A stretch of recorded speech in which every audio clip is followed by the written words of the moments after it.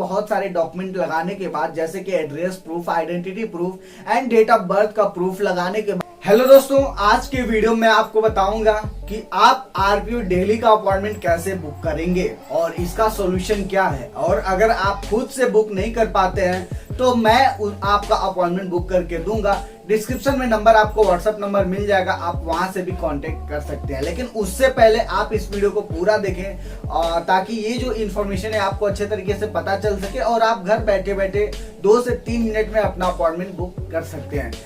ये मैं जो वीडियो प्रॉपर बना रहा हूँ आरपीओ दिल्ली के लिए बना रहा हूँ, जो आरके पुरम है ना वहां के लिए बना रहा हूँ। तो ये वहां के लिए वीडियो है और अगर आपको अपने आरपीओ के ऊपर वीडियो चाहिए तो आप कमेंट बॉक्स में जाकर कमेंट कर देना, मैं आपको आपके आरपीओ के हिसाब से हर एक डिटेल बता दूंगा। तो चलिए अभी हम बात करते हैं डायरेक्ट आरपीओ दिल्ली के लिए। तो देखिए आरपीओ दिल्ली का जैसे कि आपको पता है, पहले हम बात देखो आरपीओ दिल्ली का तो टाइमिंग सबको पता है कि वहां 5 बजे बुकिंग होती है, ओके।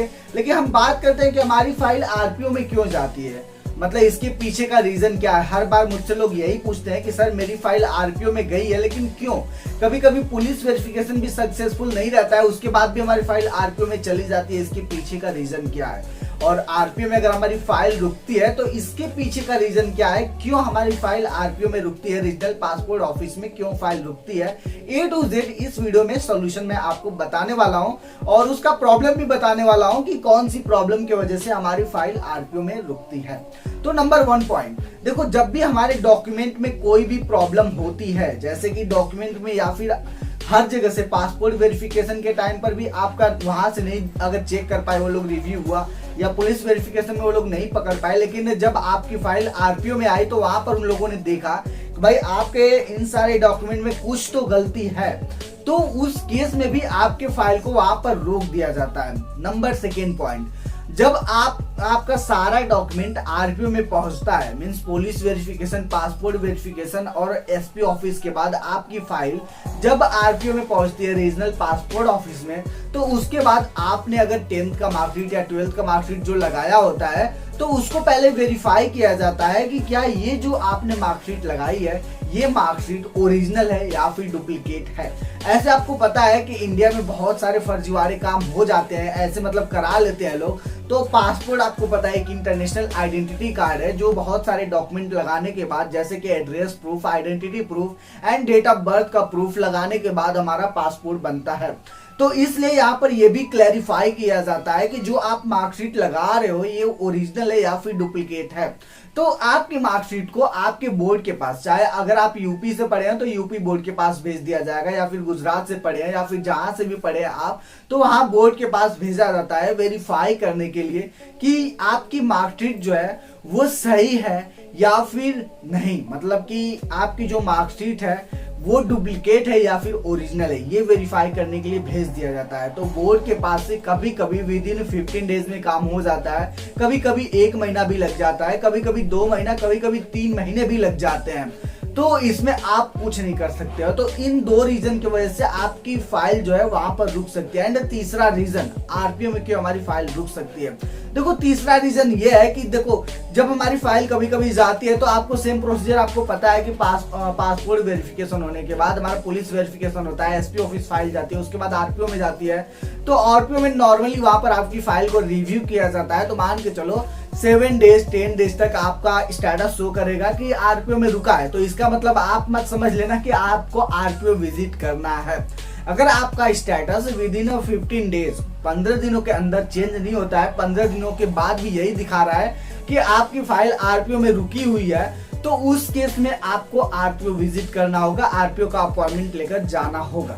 ठीक है, ये हर सबके लिए ये प्रॉब्लम जो है ना आरपीओ का, हर जगह के लोगों के लिए, इंडिया में आप कहीं से भी अगर ऐसा प्रॉब्लम दे रहा है तो ये आपका सॉल्यूशन होगा।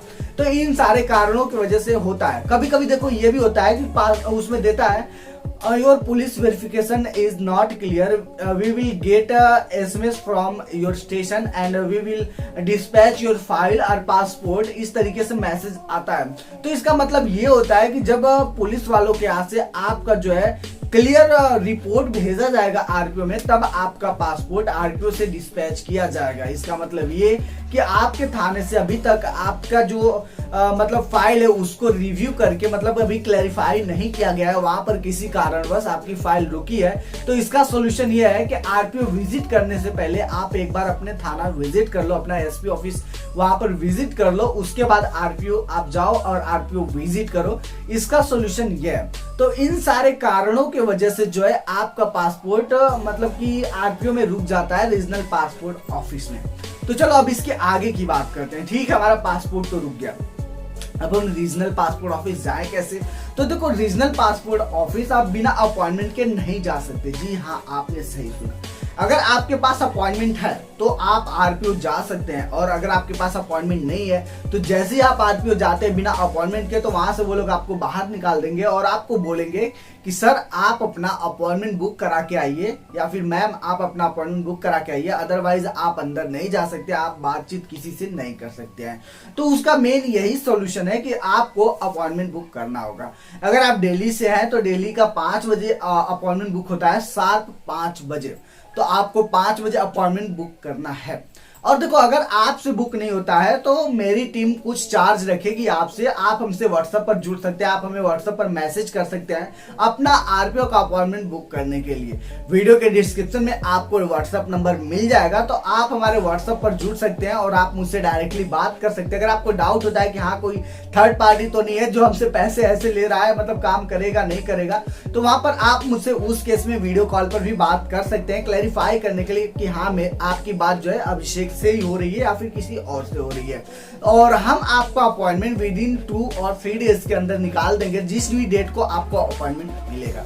तो डेली आरपीओ का ऐसा सीन है कि अगर आज हम आपका अपॉइंटमेंट बुक करते हैं तो 10 से 12 दिन के बाद का ही आपका अपॉइंटमेंट मिलेगा, उससे पहले का अपॉइंटमेंट नहीं मिलेगा।